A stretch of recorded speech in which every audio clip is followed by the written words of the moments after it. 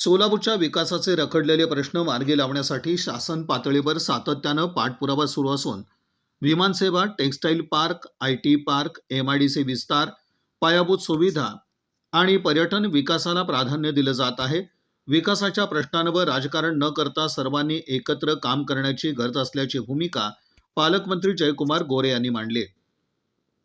सोलापूर श्रमिक पत्रकार संघाच्या वतीनं आयोजित सत्कार आणि वार्तालाप कार्यक्रमात ते बोलत होते.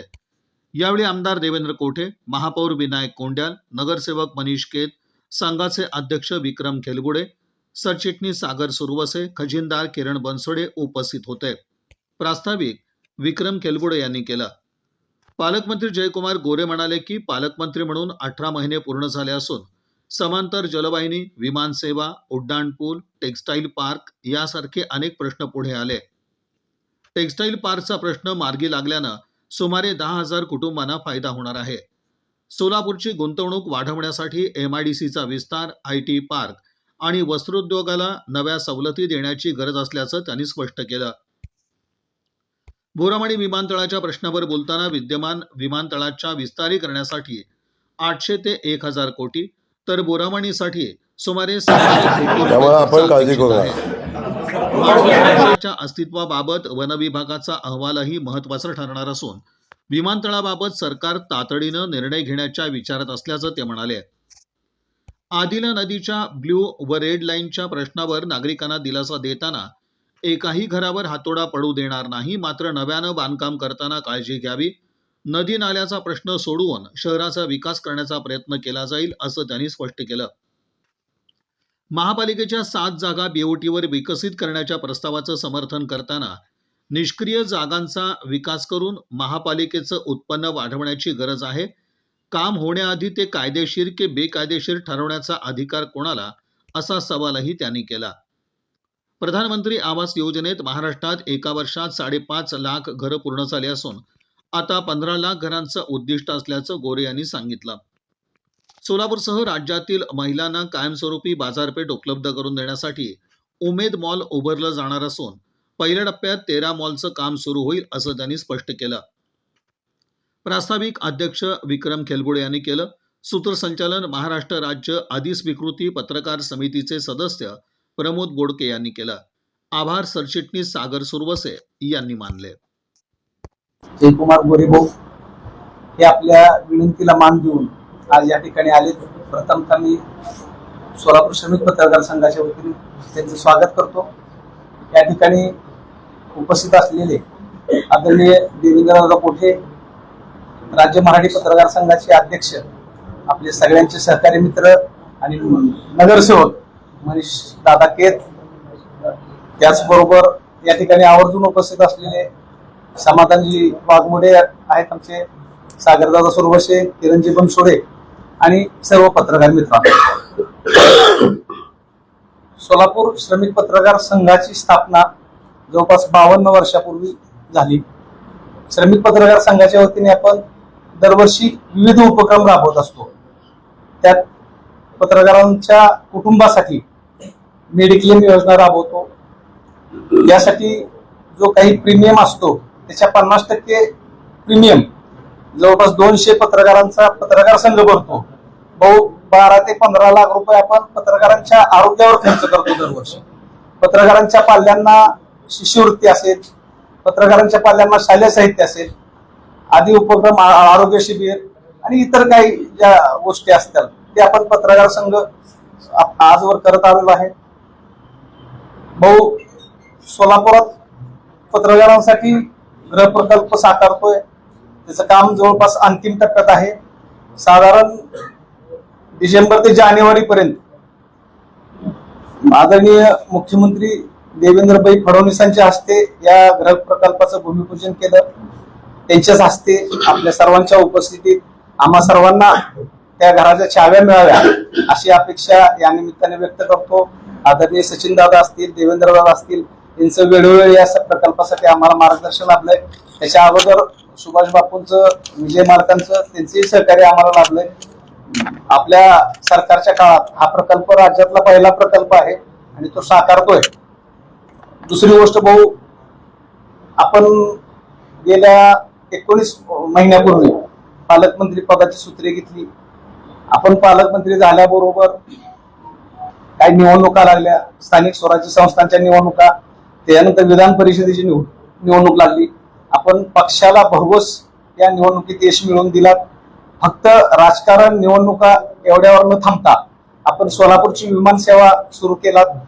पाण्याचा प्रश्न बऱ्यापैकी मार्गी लावलात. IT पार्कचा विषय असेल तो पण आता अंतिम टप्प्यात आहे. त्याचबरोबर विकासाचे विविध प्रश्न आपण आल्यापासून मार्गी लागलेले आहेत. तो आमची एक आपल्याला विनंती आहे, गृहनिर्माणचा प्रश्न आमचा जवळपास आपल्या देवेंद्र फडणवीस साहेबांच्या मार्गदर्शनाखाली किंवा त्यांच्या मुळे जवळपास मार्गी लागत आलेला आहे. दुसरी गोष्ट आहे की जे मेडिक्लेम आहे, दरवर्षी आमचा एक 15 लाख रुपये त्याच्यावर खर्च होतोय. आम्हाला त्यासाठी कायमस्वरूपी एक निधी उभारायचा आहे. साधारण एक 2-2.5 कोटीचा जर निधी उभारला, पदाधिकारी, आता मी असेन आम्ही नसेल, कोण पदाधिकारी नवीन येतील भविष्यात पुढं, तर ती मेडिक्लेम योजना चालली पाहिजे. कारण पत्रकार हे फार कमी वेतनावर काम करतात. एखाद्याचं 2-2.5 लाख रुपये जर बिल भरायचं म्हणलं तर त्याचा वर्षाचा पगार त्या दवाखान्यासाठी खर्च होतो. आमची एक विनंती आहे या निमित्तानं की कायमस्वरूपी एक 2-2.5 कोटीचा निधी आम्हाला उभा करायचा आहे. मग तो तुम्ही CSR मधून आम्हाला काय मदत मिळवून द्या, अन्य पद्धतीने काय करता येईल का बघून तो एक निधी जर मिळाला तर ते कायमस्वरूपी मेडिक्लेम योजना चालली पाहिजे, चालावी. आम्ही कायम आपण या मदतीत आम्ही कायम आपल्या ऋणी राहू. आज परत या निमित्ताने तुम्ही पत्रकार संघात आलात त्याबद्दल परत एकदा तुमचं स्वागत करतो आणि माझे 2 शब्द संपवतो. जय हिंद, जय महाराष्ट्र. पालकमंत्री जय गोगोळे पत्रकार संघाचे अध्यक्ष विक्रम बापू, सरचिटणीस सागर दादा, तहसीलदार किरण यांनी करावं अशी विनंती करतो.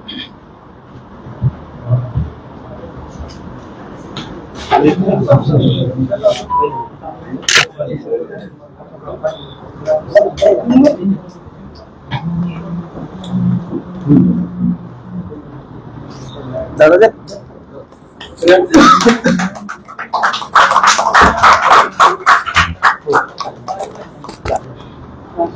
आषाढी वारीचे गुन्हे राहिला भाऊ.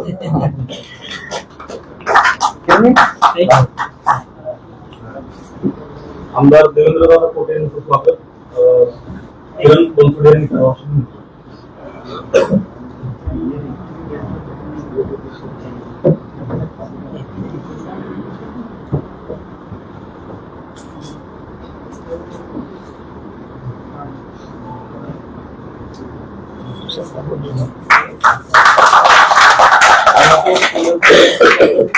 समाधान वागोळे यांनी करावं अशी विनंती करतो.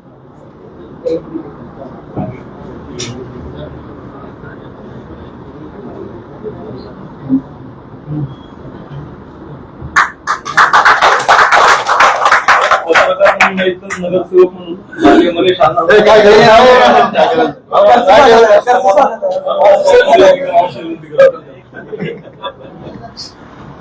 आपलं आहे बस.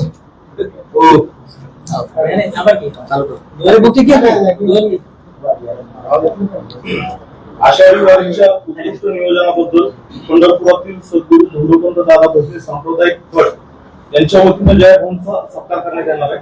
तर त्याचे अध्यक्ष नारायण सुरवसे साहेब व त्यांचा सर्व परिवार त्यांनी यावं विनंती.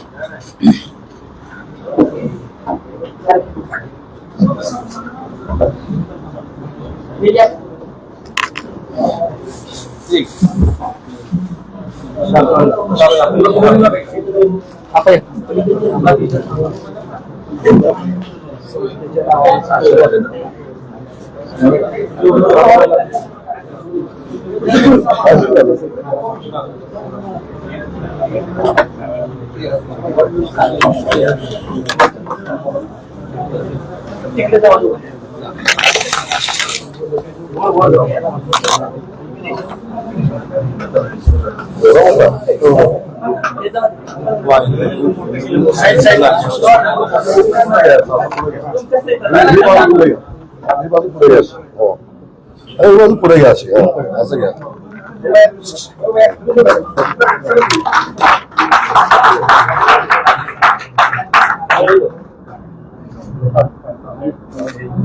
गंगा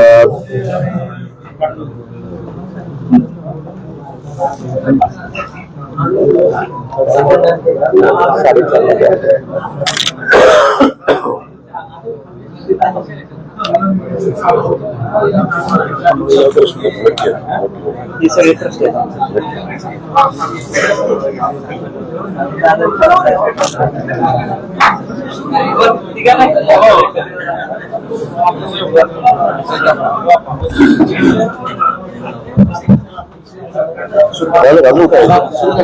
अजून काय काय करायचं हो, आपण सोलापूर नियोजन करा. सोलापूर जिल्हा काय अमृत मध्ये उभे राहिलेले बसा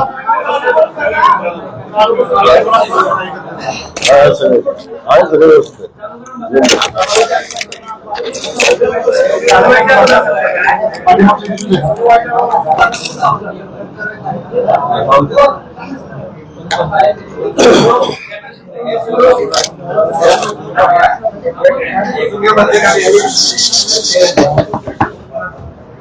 झालं बाबा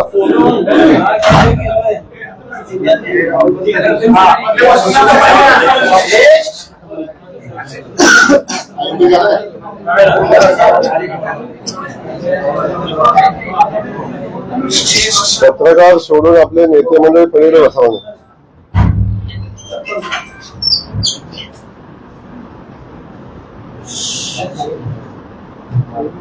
आता वार्तालाप म्हणजे तुम्ही प्रश्न विचारायचे का मी विचारायचे?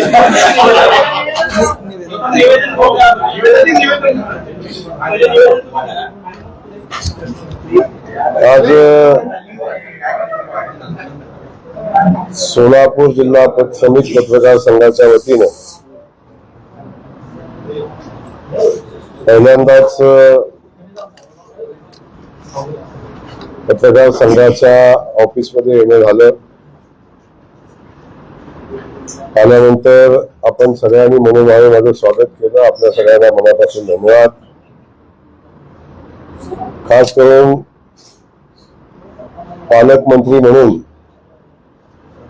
18 महिन्याचा कालखंड आता पूर्ण झालेला आहे.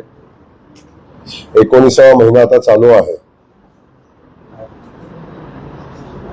आणि पहिल्या दिवसापासून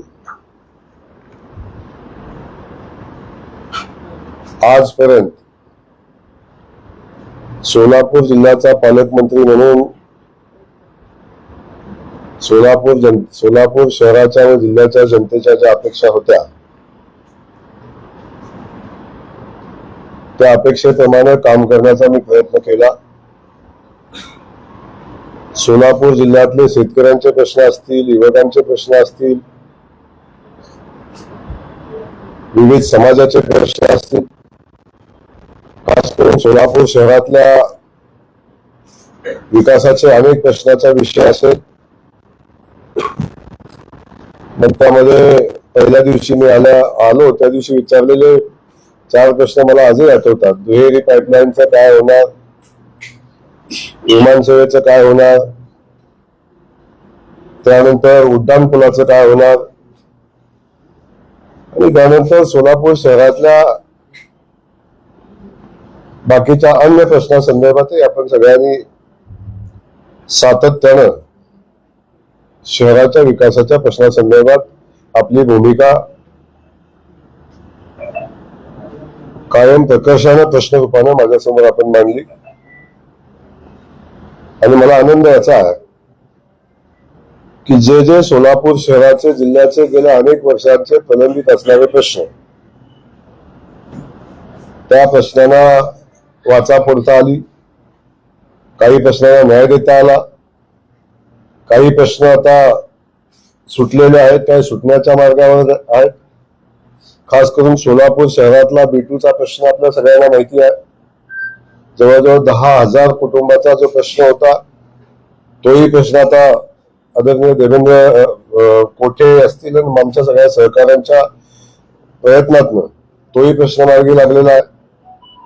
माननीय मुख्यमंत्री महोदयांनी सातत्याने सोलापूर शहराला आणि सोलापूर जिल्ह्याला झुकतं माप देत असताना इथले सगळे प्रश्न सोडवत असताना अक्कलकोट आपण बघितलं असेल तर अक्कलकोट स्वामींच्या नगरीचा विकास करण्याचा विषय असेल, त्यानंतर तुळजाभवानीचा कॉरिडॉर करण्याचा विषय असेल, आई तुळजाभवानीचा. त्यानंतर आता नव्यानं आम्ही बसवेश्वर स्मारकाची आता जागा निश्चिती झाली. भव्य दिव्य असं बसवेश्वरांचं स्मारक आम्ही बांधतोय. तेही काम आता अंतिम टप्प्यात आहे. आळंदमधलं सावताबाबांचं मंदिर आणि तो कॉरिडॉर करण्याचा संकल्प आम्ही केलाय. त्यालाही जवळजवळ 180 कोटीच्या आसपासचा खर्च आम्ही करतोय.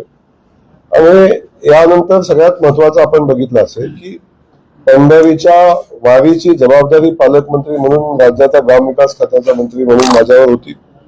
2 वर्ष मनोभावे वारकऱ्यांची सेवा करायचा प्रयत्न केला. वारकऱ्यांच्या वारीमध्ये कमीत कमी त्रास होईल, वारकऱ्यांना आनंदाने उत्साहाने वारी करता येईल यासाठी मनापासूनचे प्रयत्न केले. आणि त्यातून जो आनंद आज मिळतो, किंबहुना मी मंत्री झाल्यानंतरच आनंद, आणि त्याहीपेक्षा अधिकचा आनंद म्हणून वारकऱ्यांची सेवा करताना वारकऱ्यांचे चेहऱ्यावरचा आनंद बघताना झालेला आनंद झालेला मी पाहिला, तो विषय असेल. त्यानंतर माननीय मुख्यमंत्री मोदयांच्या संकल्पनेतील पंढरपूरच्या कॉरिडॉरचा निर्णय असेल, पंढरपूर शहराच्या विकासाचा निर्णय असेल. 4,500 कोटी रुपयाचा कॉरिडॉर आता पंढरपूरमध्ये होतोय. बऱ्यापैकी येणाऱ्या कॅबिनेटमध्ये विस्थापितांच्या पुनर्वसनाच्या पॅकेजची मान्यता आता मिळेल. आणि सगळ्यांना सोबत घेऊन या सोलापूर जिल्ह्याचा विकास करण्याचा संकल्प आम्ही केला. आणि त्या संकल्पामध्ये आपल्या सगळ्यांची साथ मिळाली. खास करून पत्रकार बांधवांना मी मनापासून धन्यवाद देईन. पण सोलापूरच्या जनतेनं, सोलापूरच्या लोकप्रतिनिधींनी, खास करून माझे सगळे आमदार महोदय असतील, माझे सगळे सहकारी बांधव असतील, देवेंद्र असतील, सचिनजी असतील किंवा अन्य सगळेच आमदार, समाधान दादापासून सगळे आमदार, या सगळ्यांनी ताकदीनं माझ्या पाठीशी उभं राहण्याचा प्रयत्न केला. मला प्रत्येक कामामध्ये साथ द्यायचा प्रयत्न केला. मग आमची दोन्ही आमदारांनी तोंडपणा म्हणाल की त्या दोघांचं नाव का घेतलं नाही, असा विषय होईल. हे सगळे आमदार या सगळ्यांनी शक्य तिथं मला पाठबळ दिलं. काही ठिकाणी मला आरसा दाखवण्याचं काम केलं. काही ठिकाणी अडचण असेल तिथं मार्गही दाखवायचा प्रयत्न केला. त्यामुळं या सगळ्या सहकाऱ्यांचं, सोलापूर जिल्ह्यातल्या जनतेचं, की ज्या जनतेनं आम्हाला, मी पालकमंत्री झाल्यानंतर झालेल्या प्रत्येक निवडणुकीमध्ये भारतीय जनता पक्षाला भरभरून यश दिलं. नगरपालिकाच्या निवडणुका झाल्या त्यामध्ये आम्हाला भरघोस यश दिलं. त्यानंतर झालेली महानगरपालिकेची निवडणूक आहे त्यामध्ये आम्हाला भरघोस यश दिलं. नाभूतोनं भविष्यात अशा पद्धतीचं यश या शहरानं दिलं. त्यानंतर जिल्हा परिषदेची निवडणूक झाली त्यामध्ये आपण पाहिलं की एका पक्षाची सत्ता 35 वर्षानंतर आज सोलापूर जिल्ह्यामध्ये आली. 38 सदस्य भारतीय जनता पक्षाचे, सहकारी पक्षांचे 10 असे मिळून 48 सदस्य जवळजवळ आमच्या निवडून या ग्रामीण भागातल्या जनतेनं दिलं. त्यानंतर विधान परिषदेची निवडणूक झाली. त्याही विधान परिषदेच्या निवडणुकीमध्ये जवळजवळ 365 मतांनी राजाभाऊ राऊत आमदार झाले. म्हणजे झालेल्या प्रत्येक निवडणुकीमध्ये सोलापूरच्या जनतेनं भरभरून यश भारतीय जनता पक्षाला दिलं. आणि या सगळ्या गोष्टीचा मला आनंद आहे. खास करून मी आल्यानंतर पहिला प्रश्न मला होता की मला बातम्या छापून आल्या की सोलापूरला किती दिवस बाहेरचा पालकमंत्री मिळणार आहे, सोलापूर शहरात, सोलापूर जिल्ह्याला कायमचा पालकमंत्री कोण मिळणार आहे का नाही, किंवा सोलापूर शहरामध्येच विकासाचे प्रश्न सुटणार आहे का नाही, अशा पद्धतीचे प्रश्न विचारले. माझ्या पत्रकार बांधवांनी विचारले. आणि मला याचा आनंद आहे. सोलापूरच्या जनतेनं पालकमंत्री म्हणून मला स्वीकारलं. सोलापूर शहरातल्या असेल, ग्रामीण भागातल्या जनतेनं, नेते मंडळींनी पालकमंत्री म्हणून मला स्वीकारलं. आपण पत्रकार म्हणून पण आपण मला पालकमंत्री म्हणून स्वीकारलं. आणि याचा मला मनापासूनच आनंद आहे की हे आपले पण एक वेगळेपण सोलापूरमध्ये आल्यानंतर मला पाहायला मिळालं. खास करून सोलापूरमध्ये जी सामाजिक परिस्थिती आहे आणि जी संस्कृती आहे, आपापल्या महापुरुषाची असेल, आपापल्या कुलदेवतांची असेल, आपापल्या म्हणजे संतांची असेल, एक वेगळ्या पद्धतीची संस्कृती मला इथं आल्यानंतर पाहायला मिळाली. प्रत्येक समाज गुण्यागोविंदाने राहत असताना आपापले सण, आपापले उत्सव, आपापल्या सामाजिक जयंत्या प्रचंड मोठ्या उत्साहाने करतात. आणि अशा पद्धतीचं सामाजिक आणि सांस्कृतिक ठेवण असलेलं शहर मला वाटतं महाराष्ट्राच्या कानाकोपऱ्यामध्ये सोलापूर एकमेव शहर असेल. अशा पद्धतीचं शहराची संस्कृती बघायला मिळाल्याचा आनंद या निमित्ताने मला आहे. पण माझ्या या सगळ्या प्रवासामध्ये सगळ्यांची साथ तर मला मिळाली, जनतेची मिळाली, पण खास करून पत्रकार बांधवांनी खूप मोठी साथ मला या सगळ्या माझ्या प्रवासामध्ये दिली.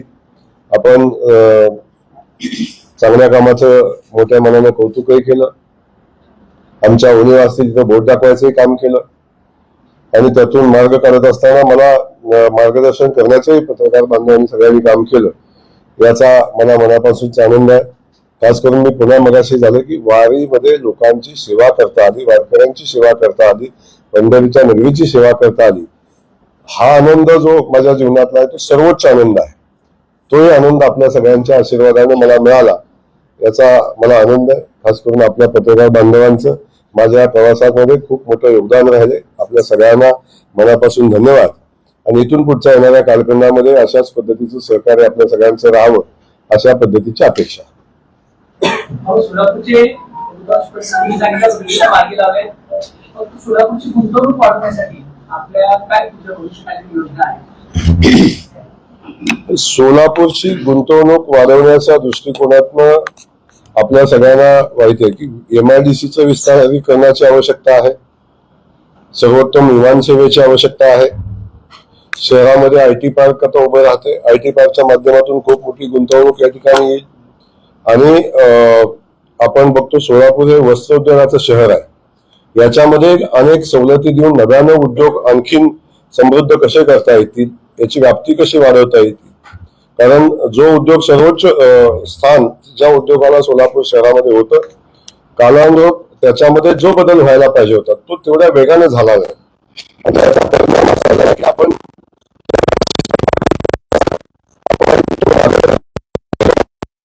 त्याच्यामध्ये आपल्याला वेगळे बदल करायला लागतील. काही वस्त्रोद्योगाच्या पाठीशी आपल्याला उभं राहायला लागेल, त्याला अन्य काही सवलती द्यायला लागतील. ही गोष्ट त्या दृष्टीने महत्वाची आहे.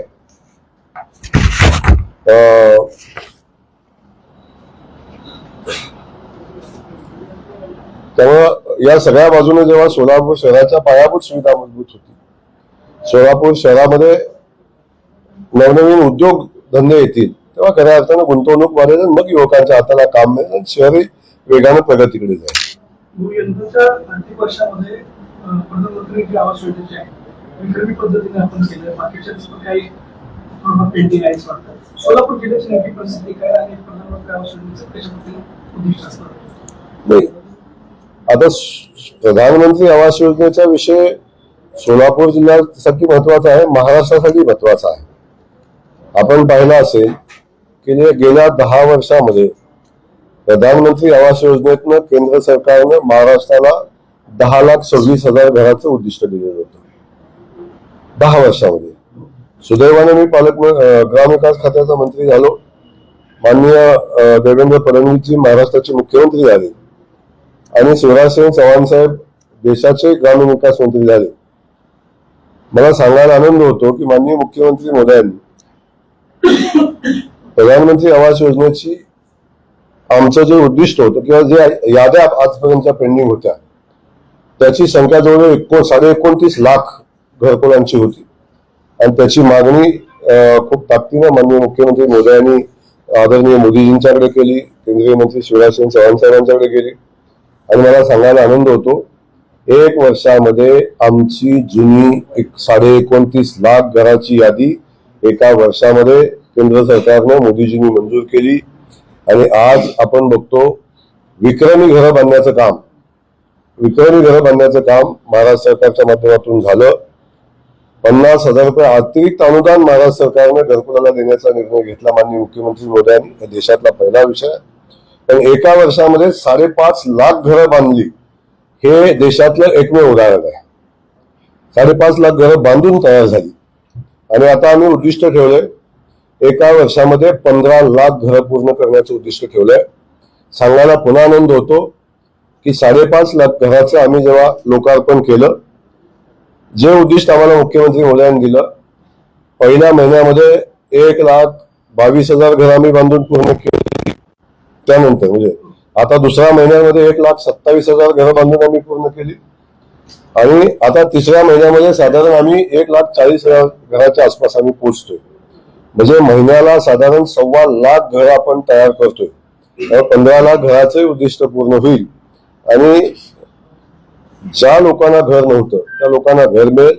दुसरा विषय असा की त्यातले जवळजवळ 3.5 लाख लाभार्थी असे होते की ज्यांना स्वतःची जमीन नव्हते घर बांधायला. त्याही सगळ्या लाभार्थ्यांसाठी आम्ही शासकीय जमीन उपलब्ध करून दिली. कायरान असेल, गावठाण असेल किंवा अन्य ज्या ज्या महामंडळाच्या जमिनी असतील त्या जमिनी उपलब्ध करून द्यायचा प्रयत्न केला. आणि अगदी जमीन उपलब्ध नाही झाली तर 1 लाख रुपये जमिनीच्या खरेदीसाठी अनुदान देण्याचा निर्णय घेतला. त्याही माध्यमातून लोकांना घरं बांधता आली. याचा मनापासून आनंद आहे. आणि त्यानंतर नव्यानं सर्वे आम्ही हातामध्ये घेतला, कारण 30 लाख घरं मंजूर झाली तरी सुद्धा अनेक लोकांना अजून घरं मिळालेली नाहीत. ही वस्तुस्थिती लक्षात आल्यानंतर नव्यानं सर्वे केला. आणि मला सांगायला आनंद होतो की उद्याच्या 15 ऑगस्टच्या ग्रामसभेमध्ये नव्यानं सर्वे झालेल्या घरांच्या मान्यतेची यादी ग्रामसभेमध्ये आपण वाचणार आहे. आणि ती साधारण 37 लाख घरांची असेल. आणि पहिल्या वर्षी 10 लाख घराचं पुन्हा उद्दिष्ट देण्याचा निर्णय केंद्रीय मंत्र्यांनी आम्हाला घेतलेला आहे. त्यामुळं खूप मोठं काम प्रधानमंत्री आवास योजनेच्या माध्यमातून या राज्यामध्ये होईल. सुरत चेन्नईचं काम थांबलेलं आहे. सुरत चेन्नई एक्सप्रेसचं काम सोलापूर जिल्ह्यात थांबलेलं आहे. त्याचबरोबर भाईवान रस्ता आणि ट्रम्प यार्डच्या काही लोकांना मोबदला मिळालेला नाही. जमिनी हस्तांतरित झालेल्या. नॅशनल हायवे त्याला काहीच तर आता नक्की हा विषय पहिल्यांदाच माझ्याकडे आलेला आहे. आपण आजच मांडलेला आहे. मी नक्की त्याची माहिती घेईन आणि जर जमीन हायवेमध्ये गेली असेल तर मोबदला घ्यायला लागेल. त्यासाठी ज्या काही गोष्टी करायला लागतील त्या आपण करू आणि शेतकरी बांधवांना न्याय द्यायचा प्रयत्न करू. मागच्याकडे करेक्टर या ठिकाणी वार्ताहर एअरपोर्ट बद्दल बोलताना सांगितलं की कोणगी रोडचं जे विमानतळ आहे तिथं आता नव्यानंतर नाईट लँडिंग करायची असेल किंवा सलग खर्चाचा करायचा जवळपास 1100 कोटी रुपये असेल, 1400 कोटी रुपये. आणि तिथं जर कम्पेअर केलं तर गोदावरी विमानतळ जवळपास निम्म्यापेक्षा कमी खर्चामध्ये गोदावरीचं लूट 400 कोटीमध्ये होऊ शकतं. तर असा प्रस्ताव त्यांनी पाठवल्याचं सांगितलंय. त्याला पाठपुराव्याची गरज आहे. राष्ट्रीय पाठपुरावा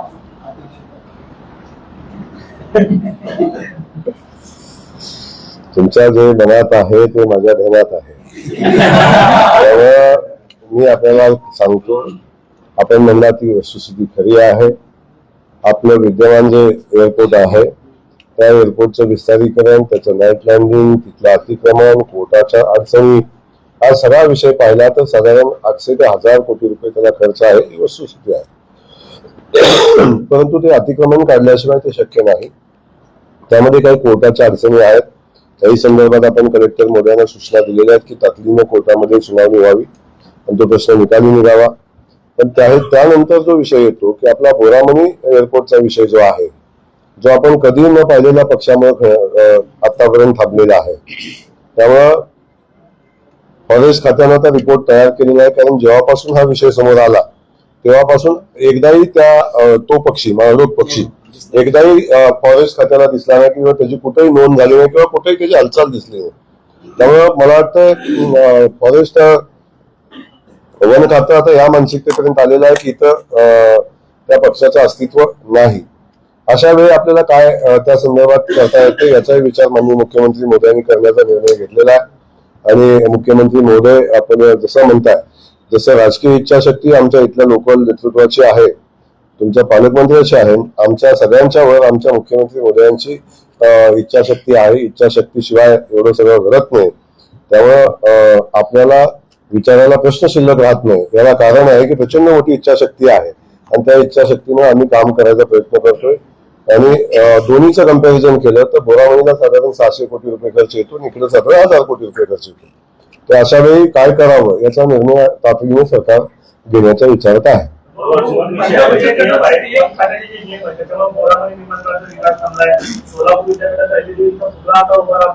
पण तिथं रोड होईल या आशेने तो सुद्धा त्या दिशेने गेला होता. पण वन खातं तळाटीला अडथळा होतोय.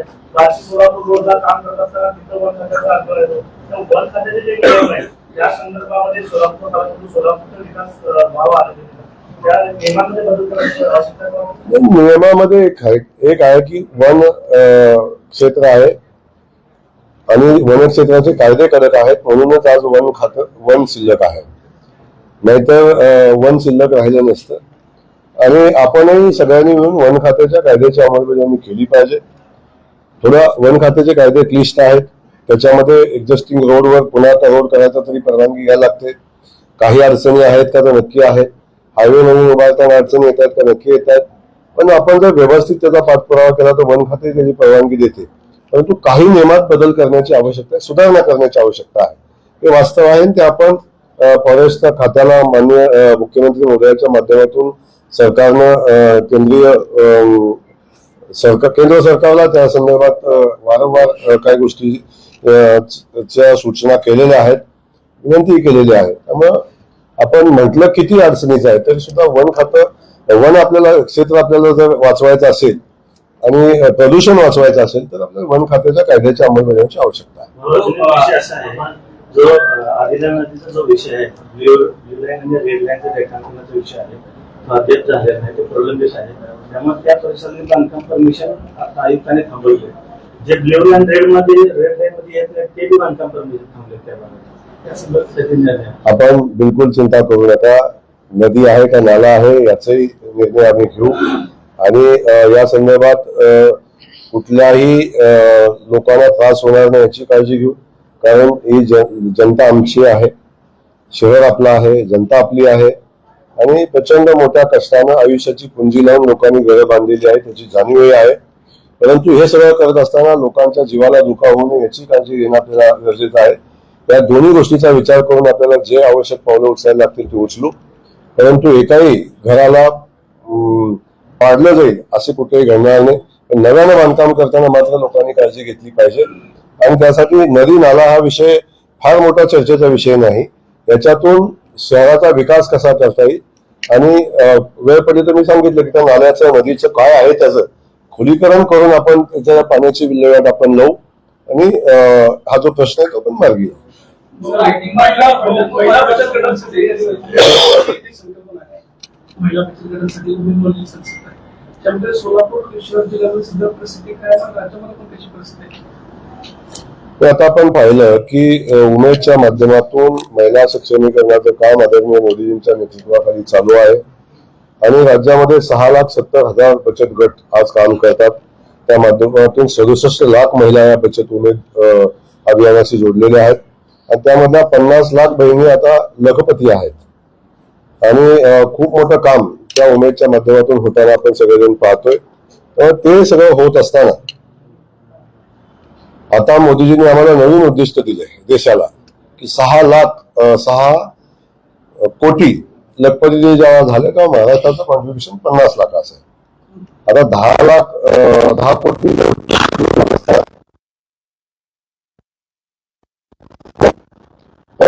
1 कोटी लखपती दिदी महाराष्ट्रामधून झाल्या पाहिजे. त्यासाठी नवीन बचत गटाच्या स्थापनेचा कार्यक्रम वॉरपुटिंगवर चालू आहे. प्रत्येक जिल्ह्याला उद्दिष्ट दिलेलं आहे. अभियानाशी महिलांना जोडण्याचं काम चालू आहे आणि हे सगळं करत असताना बचत गटाच्या माध्यमातून प्रचंड मोठं काम महिलांनी उभं केलंय.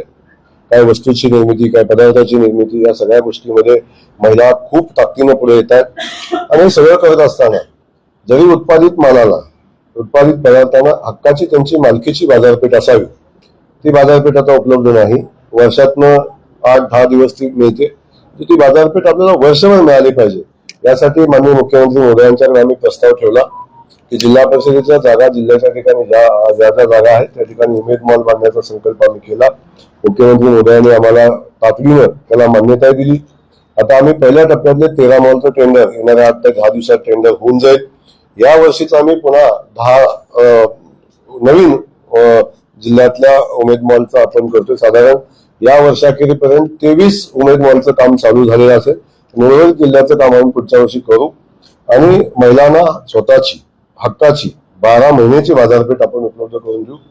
टप्प्याटप्प्याने एकदा जिल्ह्याचं पूर्ण झालं आम्ही तालुका लेवललाही उमेद मॉल बांधण्याचा संकल्प आमचा आहे आणि महिलांसाठी महिला सक्षमीकरणासाठी या सगळ्या गोष्टीची आवश्यकता आहे. एक प्रश्न आहे, सोलापूर जिल्हा परिषदेमध्ये सध्या शिवरत्न सभागृहावर खूप मोठं वादळ किंवा आरोप सुरू आहे, यावर आपलं मत काय आहे? आणि आता तिथं वादळ पण नाही आणि झंझावात पण नाही आहे आणि त्यानं काय फरक पडायचं कारणही नाही. मला वाटतंय सभागृहाच्या नावाचा विषय होता. त्या नावाचा विषय सदस्यांनी काय निर्णय घेतलेला आहे आणि सदस्यांनी बहुमताने घेतलेल्या निर्णयाचा आपण स्वीकार केला पाहिजे अशी साधारण प्रक्रिया लोकशाहीमध्ये आहे. त्यामुळे त्याचं राजकारण न करता आपल्यापुढे खूप मोठे प्रश्न आहेत. विकासाचे प्रश्न आहेत, अडचणीचे प्रश्न आहेत, लोकांनी दिलेली जबाबदारी आहे. या सगळ्या विषयावर आपण सगळ्यांनी मिळून काम केलं पाहिजे. त्यामुळे त्याच्या वादळ काही येणार नाही. आणि असं मत होतं त्याच्यामध्ये की नवीन जर सभागृह बांधणार असतील तर माजी पंतप्रधान अटलजींचं नाव देण्यात यावं असं त्याच्याकडून सांगण्यात येते. मात्र दुसरीकडे धैर्यशील मोहिते पाटील हे विरोधात आहे. रणजितदादा पक्षाची जवळीक नाहीये. यामुळं कुठेतरी शंकरराव मोहिते पाटलांनी जिल्ह्याचा नेतृत्व अधिकारी केले, त्यांचं नाव पुसण्याचा हा प्रयत्न होता. मला एक आपल्याला समजत नाही आहे, शंकरराव मोहिते पाटलांचं कसं नाव पुसलं जाईल? मोहित्यांचं नाव कसं? पाक गल्लीला, रस्त्याला, बोळाला, कुठल्या ह्याला नाव नाही. एवढी सगळ्या ठिकाणी नाव असल्यावर सगळ्या ठिकाणी नावाचं कंपल्शन कशासाठी पाहिजे? त्यामुळे त्यांचा कधी अवमान आम्हाला करायचा नाही आणि त्या गोष्टीत मला जायचंय नाही.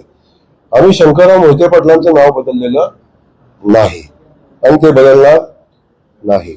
आम्ही शिवरत्न हे नाव बदललेलं आहे. बदलायचा निर्णय मी बदललेला आहे, सभागृहात घेतलाय असं मला तुमच्या माध्यमातून समजलेलं आहे.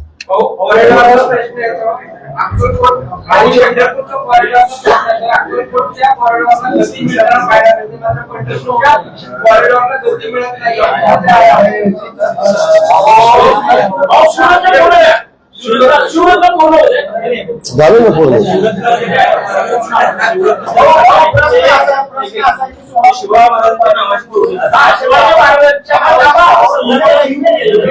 एक मिनिट. हा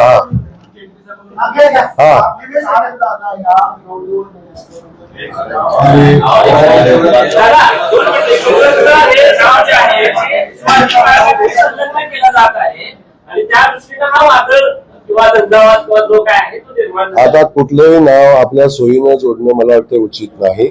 छत्रपती शिवाजी महाराजांचा आम्ही सन्मान करतो. छत्रपती शिवाजी महाराजांचा जो पुतळा आपण बघितलेला आहे तो जिल्हा परिषद बॅकसाईडला आहे. मला वाटतं या सगळ्या लोकांनी या पुतळा पाठीमागच्या बाजूला बसवणं उचितच नव्हतं. तो वास्तविक पाहता दर्शनी बाजूला आणि तो दर्शनी गेटवर पुढच्या बाजूला बसण्याची आवश्यकता होती. तर महाराजाचा सन्मान याच्या संदर्भात कुणी बोलावं हा एक वेगळा विषय, त्या विषयाने जाणार नाही. परंतु मी आपल्याला क्लिअर सांगतो की छत्रपती शिवाजी महाराज आमच्यासाठी सर्वोच्च आहेत. छत्रपती शिवाजी महाराजांच्या नावाला काळीमा लागेल असं कुठलंही कृत्य आम्ही करणार नाही ना कुणाला करून देणार आहे. त्यामुळं हा विषय वेगळा आहे, तो विषय वेगळा आहे.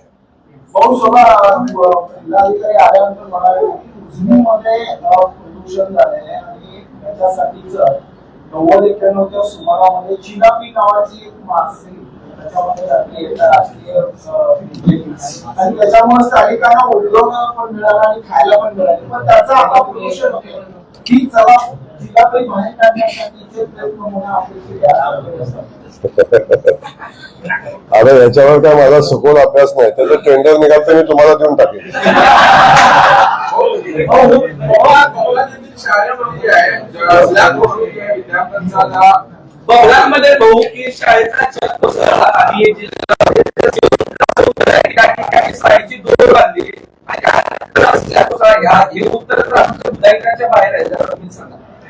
नाही, आपण पाहिलं असेल की शाळेच्या छत कोसळणं ही वस्तुस्थिती आहे.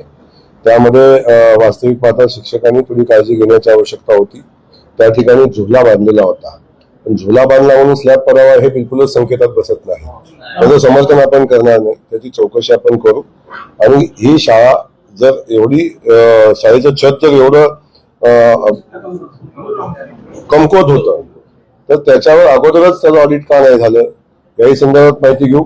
आणि हे शाळेचं छत कमकुवत आहे हे संबंधित मुख्याध्यापक असतील शिक्षकांनी लक्षात आणून देणं आवश्यक होतं. ते आणून दिलंय का नव्हतं याची माहिती घेऊन चौकशी करू आणि त्याच्यामध्ये कोण अडचण दोषी असेल त्याच्यावर कारवाई करू. सगळ्यांनी संवेदनात्मक वागलं पाहिजे. जबाबदारी आपल्यावर आहे. जबाबदारी झटक करून एखादी गोष्ट बोलणं उचित नाही. ते काय बोलले याची माहिती मला नसल्यामुळे मी अधिक न बोलता एवढंच सांगेन, शिव म्हणून त्यांची ती जबाबदारी आहे आणि ती जबाबदारी त्यांनी स्वीकारली पाहिजे.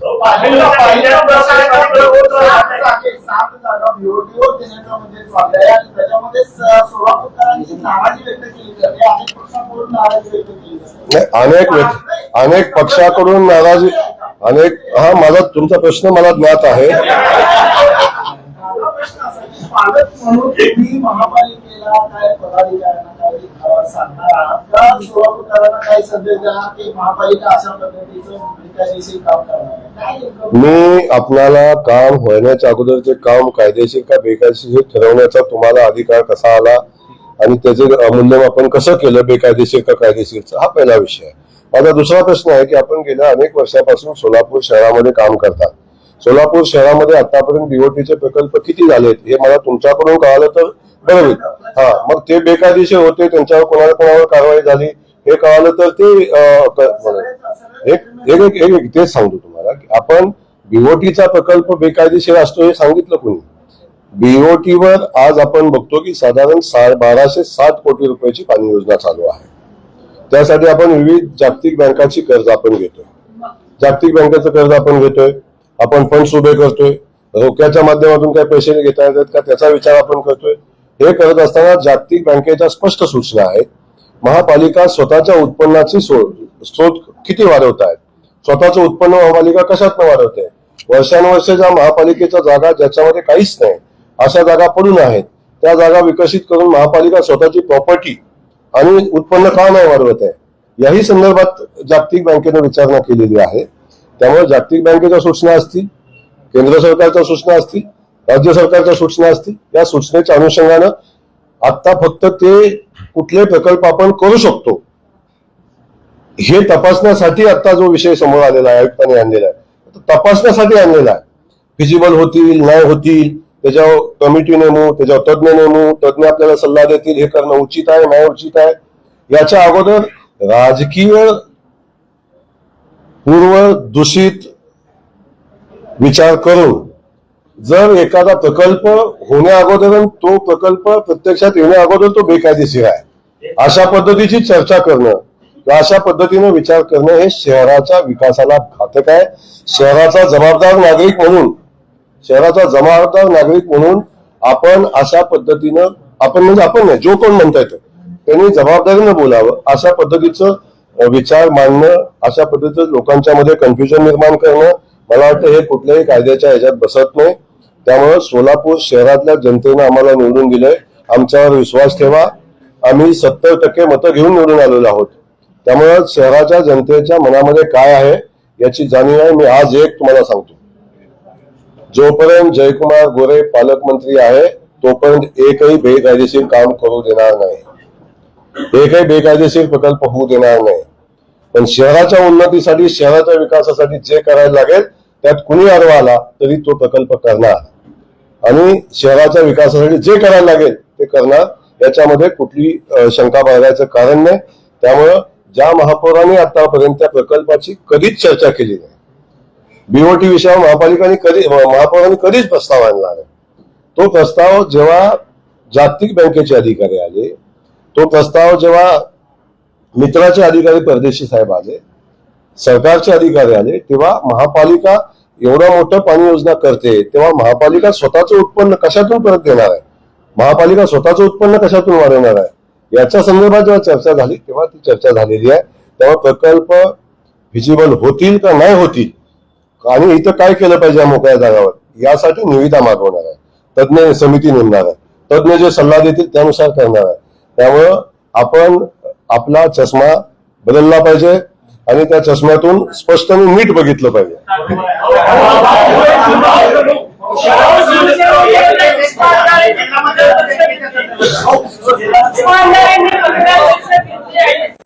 बोलणार काय बँकेमध्ये सध्या आता की ज्या पद्धतीनं तुम्ही परवा पण तुमच्या एका व्यासपीठावरती राजेभाऊ रोत म्हणाले की जे आमच्या सोबत आहेत, जे सोबत आहेत त्यांच्या कुठल्याही पद्धतीचा ह्याच्यावर दोष नव्हता, परंतु यांना आतापर्यंत आमच्याकडून त्रास झालेला आहे. आता पुढे काय त्या पद्धतीने आता तुम्ही त्यांचे जे काय आता सगळ्या केसेस आहेत त्याच्या केसेस माघारी घेणार आहात, स्थगित करणार आहात, आपण त्यांच्यावर विरोधात काय? मला समजलंय तुम्हाला काय म्हणायचंय. बँकेची चौकशी चालू आहे, 88 प्रमाणे बँकेची चौकशी चालू आहे. त्यामध्ये एकंदरीत कारवाई संदर्भात चौकशी चालू असताना काही लोक निर्दोष आहेत, काही लोकांनी कर्ज घेतलेली आहेत ती फेडलेली आहेत, काही लोकांनी कर्ज घेतलेली आहेत आणि ज्या कारणासाठी घेतली त्यासाठी वापरली नाहीत आणि फेडली नाहीत. त्यामुळं आपण सगळ्यांना एका तराजूत तुलना उचित होणार नाही. जे दोषी आहेत त्यांच्यावर कारवाई होणार, त्यांच्याकडून पैसे वसूल करणार. जर प्रशासक बँक फायद्यात आणू शकत असेल तर मग संचालक मंडळ असताना ती तोट्यात का गेली? सोलापूर जिल्ह्याचं वैभव असणारी शेतकऱ्यांची बँक, या बँकेकडे बघण्याचा दृष्टिकोन का बदलला याचा विचार आपण केला पाहिजे. त्यामुळं बिलकुल काळजी करू नका. जे दोषी आहेत त्यांच्यावर कारवाई होईल, जे दोषी नाहीत त्यांच्यावर कारवाई होणार नाही. त्यांच्या वारसांना घेऊन सोबत आता निवडणुका तुम्ही लढणार आहात तर त्यांना म्हणजे जे काय आता ज्यांच्यावर आरोप आहेत त्यांना सुद्धा सोबत घेऊन तुम्ही आता मी आता तुम्हाला क्लिअर सांगितलं की त्याच्यामध्ये जे दोषी आहेत त्यांच्यावर कारवाई होणार आहे. त्यांच्यावर कारवाई झाली तर निवडणूक लढता येणार नाही. हा विषय क्लिअर आहे. त्यामुळे आपण बिलकुल चिंता करू नका. दोषी व्यक्तींच्या बरोबर आम्ही निवडणूक लढणार नाही. आम्ही निवडणूक लढत असताना आम्ही बँकेच्या हिताच्या विरोधातले उमेदवार घेणार नाही. बिनधास्त राहा. अमित शहा हे नालायक गृहमंत्री आहेत असं पृथ्वीराज चव्हाण म्हणतायत. अमित शहा हे नालायक गृहमंत्री आहेत असं पृथ्वीराज चव्हाण म्हणतायत. आता पृथ्वीराज चव्हाण साहेबांसारख्या ज्येष्ठ माणसानं काय बोलावं हा त्यांचा विषय आहे. पण तो प्रश्न त्यांचा नाही, प्रश्न त्यांच्या वयाचा आहे. आता अशा वयात अशी वक्तव्य होत असतात त्याकडे फार गांभीर्याने बघू नये. आरोप करत पत्रकार परिषद घेतली आणि त्यांनी असंही म्हटलं की तुम्ही जर त्याला उत्तर द्याल तर दुसरा एपिसोड रेडी रहेगा, इसके बाद दुसरा एपिसोड वो रिलीज करेगा. अरे बाई आता बाबा, जयकुमार गोरे एका सामान्य कुटुंबातला एक सामान्य शेतकऱ्याचा रेशनिंग दुकानदाराचा मुलगा आहे. गेल्या 20 वर्षापासून 4 वेळा विधानसभेला निवडून आलेला आहे आणि तो जनतेने निवडून दिलेला आहे. मी कुणाच्या मेहरबानीवर, मी कुणाच्या सुपारीवर राजकारण करत नाही आहे. मी सामान्य माणसाच्या हिताचं राजकारण करतो. मी प्रस्थापितांच्या विरोधात लढून इथपर्यंत आलो. मग पवार कुटुंब असेल, असे अनेक कुटुंब संस्थानिक असतील, त्या सगळ्यांसोबत माझा लढा झाला आहे. मी जे भोगलंय ते राजकारणात कुणी भोगलं नाही. मी ज्या परिस्थितीत राजकारण केले, कदाचित माझ्यामध्ये ती क्षमता नसती तर माझ्यासारखे अनेक राजकारणी जे उभारते सामान्य कुटुंबातले त्यांच्यामध्ये प्रचंड क्षमता होती, पण ते हे प्रस्थापितांच्या समोर टिकले नाही म्हणून ते राजकारणात संपले. मी लढाई करून इथपर्यंत आलेलो आहे. माझ्यावर 1 नाही, 2 नाही, 3 नाही, 18 गुन्हे दाखल झाले. एका निवडणुकीत अशी एकही निवडणूक नाही की ज्या निवडणुकीत माझ्यावर गुन्हा दाखल झाला नाही. बाकी सोडाव, मी मंत्री झाल्यावर मला सोडलं नाही. मी मंत्री झाल्यावर पण मला सोडलं नाही. ज्याला कुणी बघितलंच नाही अशा माणसांनी माझ्यावर गुन्हे दाखल केलेले आहेत. त्यामुळं या सगळ्या परिस्थितीमध्ये न्यायालय सक्षम आहे. माझ्यावर 18 गुन्हे दाखल होते, त्यातले 15 गुन्हे निर्दोषत्व सिद्ध झालेलं आहे. 3 गुन्हे माझ्यावर पेंडिंग आहेत, त्याची चौकशी चालू आहे आणि त्याचा निकाल आल्यानंतर जे काय होईल ते स्वीकारेन मी, काळजी नका करू. परंतु या सगळ्या परिस्थितीमध्ये मी आजपर्यंत या सगळ्या परिस्थितीला सामोरं गेलेलो आहे. आज आपण बघता अनेक लोकांना जयकुमार गोरे, ना सातारा जिल्हा असेल, सांगली जिल्हा असेल, सोलापूर जिल्हा असेल, पुणे जिल्हा असेल, अनेक लोकांना जयकुमार गोरेंची अडचण झालेली आहे. ते आपल्यालाही ज्ञात आहे. पण मला एक सांगायचंय, मी त्या भगिनी आहेत माझ्या, मी त्यांच्या विरोधात कधीच काही बोलणार नाही. परमेश्वराने त्यांना सुबुद्धी द्यावी. त्या पण सामान्य कुटुंबातून आलेल्या आहेत. सामान्य कुटुंबातला माणूस जेव्हा राज्याच्या नेतृत्वामध्ये, राज्यामध्ये आज मंत्री म्हणून काम करतो, तेव्हा किमान हा संघर्ष उभा करत असताना काय यातना भोगलेल्या आहेत किंवा आपल्या एखाद्या वक्तव्याने याच्यावर काय परिणाम होईल याचा विचार मला वाटतं त्या बुद्धिवंत आहेत असं म्हणतात त्या. तेव्हा त्यांनी कधीतरी विचार केला पाहिजे. आणि सगळ्यात महत्वाचं काय आहे, आपलं ब्रीफिंग वस्तुस्थितीला धरून आहे का नाही याची काळजी घेतली पाहिजे. आपल्याला ज्या ब्रीफ झालेला आहे ते तर व्यवस्थित आहे का काळजी घेतली पाहिजे. कारण बिलकुल चिंता करू नका. एक नक्की, मी कधीही कुणाच्या वाटेला जात नाही.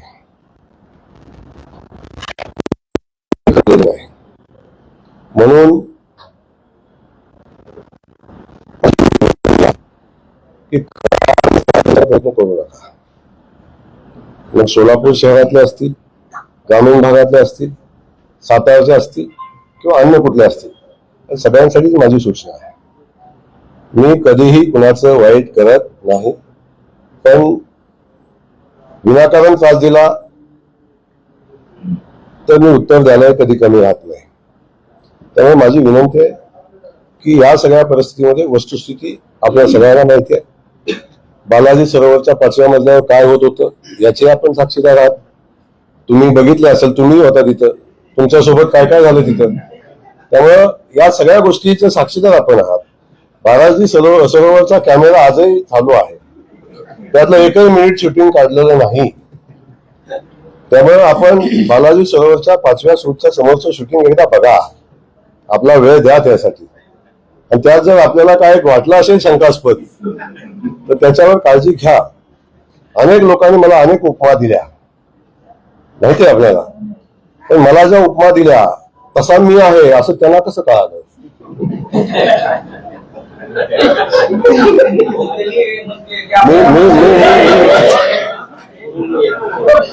म्हणजे मी असं आहे असं त्यांचं म्हणणं आहे. मग त्यांना अनुभव कधी आला असा आहे म्हणजे या सगळ्या गोष्टीचा. त्यामुळे या सगळ्या गोष्टी आपण तपासून बघितल्या पाहिजेत ना. त्यामुळे माझं म्हणणं आहे की या ब्रीफिंग प्रॉपर झाली पाहिजे. जयकुमार गोरेला एवढं सगळं बोलताना एकाही ब्रीफिंगची आवश्यकता भासलेली नाही. कारण मी लोकांच्या सोबत राहतो, लोकांच्या सोबत काम करतो, जनतेचा आवाज घेऊन काम करतो. मी कधी आयुष्यात चुकीचं वागत नाही. त्यामुळं आतापर्यंत एक विषय आहे, 20 वर्ष प्रस्थापितांनी मला संपवण्याचा प्रयत्न केला, जयकुमार गोरे थांबला नाही, न संपला. देवेंद्रजींच्या सारखं नेतृत्व भारतीय जनता पक्ष आज माझ्या पाठीशी ठामपणे उभा आहे. याला कारण आहे की जयकुमार गोरेने चुकीचं काही केलेलं नाही. त्यामुळं बारामती दमलेली आहे. आणखीन काय आता जास्ती अधिकचं बोलणार नाही, परंतु एवढा सहज नाही की कोणी मोडून टाकावा. त्यामुळं माझी विनंती आहे, झाकली मूठ 1.25 लाखाची आहे. मी चुकेन तिथे नक्की माझ्यावर तुम्ही बोट दाखवा, मी चुकेन तिथे नक्की सांगा. आता तुम्ही सांगताय की ते रेस्ट हाऊस 10 कोटीचं बांधलं का माझं ऑफिस 10 कोटीचं बांधलं.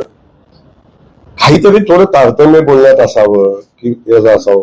पार्ट 1, 2, 3 असे 10 पार्ट मी कधी घेऊन बसले. आता त्या पार्टचा मला फरक पडत नाही. बाकी कोण काय म्हणते याच्या अधिकचं बोलणं मला तर उचित नाही.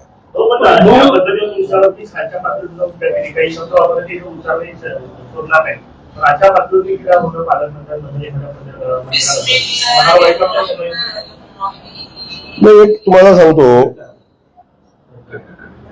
मनाला वाईट वाटण्याच्या पुढे गेलेला आहे. आणि असे अनेक प्रसंग आयुष्यभर घडलेले आहेत आणि कुणाच्या वाट्याला नाही आले. मी कुणाशीच तुलना करणार नाही, मी त्यांच्या पासांगालाही पुरत नाही. छत्रपती शिवाजी महाराज असतील, त्यांचं ते जेव्हा स्वराज्य स्थापन केलं तेव्हा सगळ्यांनी त्याचा सन्मान केलाच नाही. महात्मा फुले होते, त्यांना तर दगड विटा शेण वायू सगळंच त्यांना खायला लागलं. सावित्रीयांनी चांगलं काम करायचा प्रयत्न केला, त्यांच्यावर कशा पद्धतीचे हल्ले झाले आपण बघितलं. म्हणजे या सगळ्या गोष्टी डॉक्टर बाबासाहेब आंबेडकरांच्या बाबतीतला विषय असेल तेही तुम्ही सगळे आपल्या सगळ्यांना इतिहास माहिती आहे. त्यामुळं चांगलं काम करत असताना काही गोष्टी सहन करायची क्षमता तुमच्यामध्ये असायला लागते. त्यामुळं ठीक आहे, अवश्य अशा काही गोष्टीनं वाईट तर वाटतं, वेदना तर होतं. शेवटी मलाही मुलं आहेत, मलाही बायको आहे, मलाही या सगळ्या गोष्टी आहेत, वाईट वाटतं. पण आता या सगळ्यासाठी कुटुंबही तयार आहे, मुलंही तयार आहेत, बायकोही तयार आहे, मी तयार आहे. ज्यावेळेस आव्हान विरोधकांचं असतं त्यावेळेस ते स्वीकारता येतं किंवा त्याला लढता येतं. यावेळेस समांतर असं म्हणतात की त्यांना जी माहिती दिलेली आहे ती भाजपच्याच नाराज गटाने दिलेली आहे, भाजपच्याच काही ज्येष्ठ नेत्यांनी दिलेलं आहे. मग आव्हान आता आपल्याच नेत्यांचं. हम किसी के रास्ते में जाते नहीं है, जो अपने रास्ते में आता है उसे छोड़ते नहीं. आणि ब्रीफिंग कुठून झालंय याचं ब्रीफिंग मला झालेलं आहे. त्यामुळे आपण काळजी करू नका.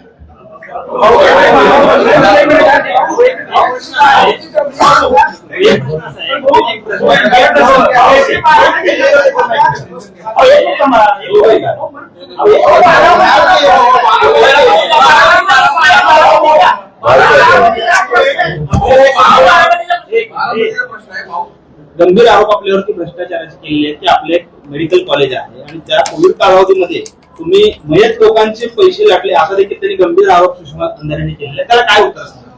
अंधारे ताईचा मी पुन्हा एकदा सन्मान करतो. ताईंना ब्रीफिंग चुकीचं होतंय, ताईंनी माहिती घ्यावी. जयकुमार गोरेनं कोविडच्या कालखंडामध्ये एक अर्धाने 4,000 कोविडच्या रुग्णांचा उपचार केला आणि त्यांचा जीव वाचवण्याचं काम केलंय. इंडिव्हिज्युअल मी माझ्या अकाउंट मधनं आणि मी कर्ज काढून 3.5 कोटी रुपये मी कोविडच्या उपचारासाठी मी स्वतः खर्च केलेला आहे. त्याचं रेकॉर्ड आहे. त्याच्यामध्ये त्यांनी जे आरोप केलेले आहेत ते आरोप ज्या लोकांनी माझ्यावर गुन्हा दाखल करण्यासाठी तयार केलेलं फेक रेकॉर्ड आजच सुदैवाने बघा, तुमच्या सुदैवाने आजच त्यांचा सुप्रीम कोर्टाने जामीन फेटाळलेला आहे. त्यामुळे त्याची वस्तुस्थिती तपासात पुढे आलेली आहे. ते तपास होईल आणि त्याच्यावर चर्चाही होईल. पण ज्या लोकांचे प्राण वाचले किंवा माझ्या उपचारानंतरही ज्या लोकांनी त्याचे प्राण गेले ते सगळेजण हे बघतायत आणि लोक त्याचं उत्तर आहेत. आपण उत्तरच करत शरद पवार असतील, त्यांचे खासदार असतील, पंतप्रधानांना जाऊन भेटतात. कोण म्हणतात? तुम्ही म्हणताय बारामती जमले का? जमलेली बारामती पंतप्रधान राष्ट्रपती यांना सगळ्या राज्यांमध्ये अरे मी खूप छोटा कार्यकर्ता आहे. एवढं लांब कुठं दिलेलं नेत आहे मला. आपण इथं सोलापुराचं विचारायला प्रचंड बातम्या आहेत, प्रचंड तर मी आपले सरचिटणीस सागरदादांना विनंती करतो एक तुम्हाला क्लिअर सांगतो मी. एक विषय आहे की माझ्यावर प्रेस घेतली. माझ्या कृपा करून माझी तुम्हाला विनंती आहे, अंधारेकर असतील किंवा संजय राऊतजी असतील, तो त्यांचा प्रश्न आहे. मी त्याला उत्तर दिलेलं नाही. तुम्ही मला प्रश्न विचारले म्हणून मी सांगितलं. मला नाही वाटत की ते प्रश्न त्यांना उद्देशून किंवा त्यांच्या ह्याच्यात विषय होता. मला त्याशी काही देणं घेणं नाही. काही त्यांचे उद्दिष्ट आहे, त्या उद्दिष्टाला माझ्या शुभेच्छा आहेत. राऊत साहेबांचं जे उद्दिष्ट आहे त्यांनाही माझ्या शुभेच्छा आहेत. आणि त्यांनी शिव्या देण्यानं त्यांची उंची लोकांना कळते आणि माझ्यासारख्या माणसाला शिव्या द्यायला लागतात. याचा अर्थ असा आहे की मी शिव्या देण्याच्या पात्रतेचा आहे. एक विषय तुम्हाला सांगायचा होता. आज पत्रकारांच्या दृष्टीनं मारा आवास योजनेअंतर्गत पत्रकारांच्या 214 संधी विषय होता. त्या वाटपाचा निर्णयाचा संदर्भातला विषय होता. ड्रॉद्वारे ते देता यावं का नाही यावं, ड्रॉ काढू नये असे पत्रकार बांधवांचे म्हणणं होतं. पण या ड्रॉमध्ये आपल्या सदस्यांच्या पलीकडचं कुणालाही सहभागी होता येणार नाही अशी व्यवस्था करून आपल्याला ते देण्याचं